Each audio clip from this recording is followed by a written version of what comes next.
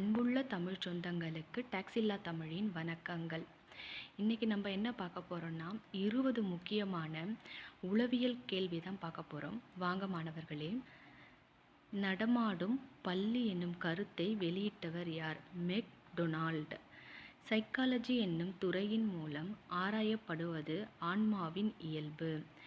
Discovery of the child என்ற நூலின் ஆசிரியர் மரியா மாண்டிசோரி.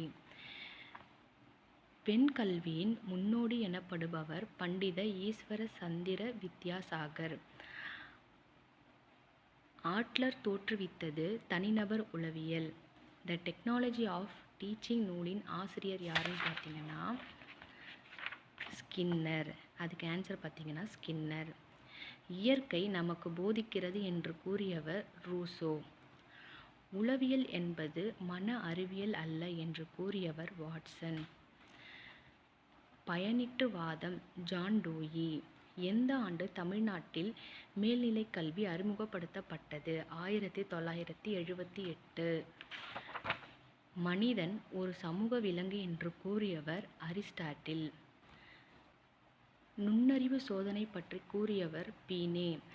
கல்வியின் தற்போதைய அமைப்பு டேஷ் மையமாக கொண்டது, குழந்தை மையமாக கொண்டது. எந்த அனுபவங்கள் மூலம் கற்றல் அனுபவம் நிகழ்கின்றது? புலன்காட்சி.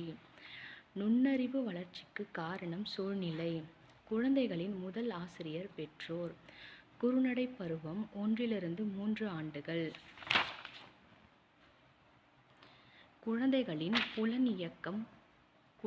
புலனியக்க பருவம் 0-2 ஆண்டுகள். நல்லொழுக்கத்தை வளர்க்க உதவுவது தினசரி வாழ்க்கை நிகழ்வுகள். சமூக ஒப்பந்தம் எழுதியவர் யார்? ரூசோ. நன்றி மாணவர்களே.